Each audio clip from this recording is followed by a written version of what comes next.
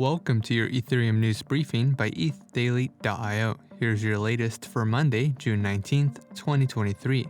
Etherscan releases an OpenAI-powered code reader.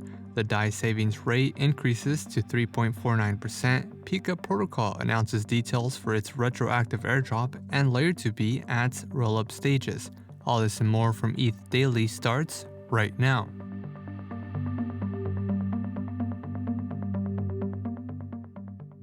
Etherscan released a code reader, an AI-powered tool for reading smart contract source code. The tool allows users to paste a contract address, select a contract file, and write a prompt for an AI-generated response. Users can evaluate what a specific contract does, retrieve a list of contract functions, and discover contract integration instructions. CodeReader automatically fetches files and source code associated with a smart contract. Access to an OpenAI API is required to use the tool. Etherscan advises users to always verify response accuracy and avoid using them exclusively as evidence for bug bounty submissions. CodeReader is in beta and only supports one-off prompts. MakerDAO parameter changes, including a 2.49% increase in the DAI Savings Rate, are now live. Last week, Maker Governance approved an executive vote to increase the DAI Savings Rate to 3.49%, reduce the Paxos Dollar PSM debt ceiling to 0 DAI, and increase stability fees across Ether, Wrapped ST Ether, RETH, and Wrapped BTC vaults. The changes follow the higher rates of U.S. Treasury bills, which currently yield about 5% for a one-year bond. The yield paid to DAI Savings Rate depositors is generated from the protocol's stability fee for collateral debt positions. Over 124 million DAI is currently deposited into the DAI Savings Rate contract, an increase of over 20 million DAI over the past week.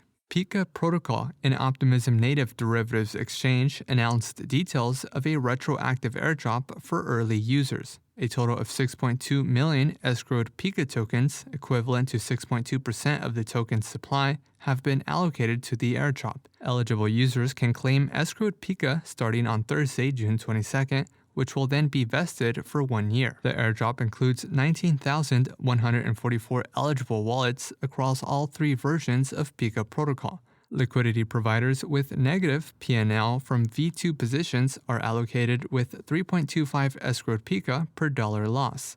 11% of Pika's total supply has been allocated for airdrops, of which 4.8 million escrowed Pika remains available for future airdrops. Pika is currently trading for a price of 37 cents per token. L2B, a Layer 2 analytics platform, integrated Vitalik's Rollup Trust framework for ranking L2 rollups by maturity, allowing users to track the stage of a rollup on L2B.com. In Stage 0, a rollup has full training wheels, all on-chain transactions, and a rollup full node, but lacks an active, fraud-proof, or validity-proof system. Stage 1 involves limited training wheels, including fraud-proof or validity-proof schemes with a multi-sig-based override mechanism.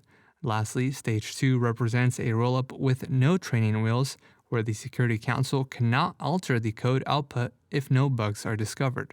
L2B notes that these stages evaluate maturity and do not reflect the security of a rollup. And lastly, applications are now open for Protocol Berg, a one-day conference dedicated to protocol research, decentralized infrastructure, and core developer experience. Protocol Berg does not have any sponsors, is free to attend, and will distribute tickets on a first-come, first-served basis.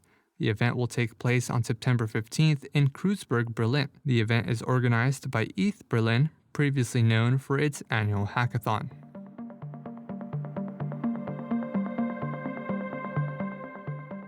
This has been a roundup of today's top news stories from ETH Daily. You can support this podcast by subscribing and following us on Twitter at ETHDaily.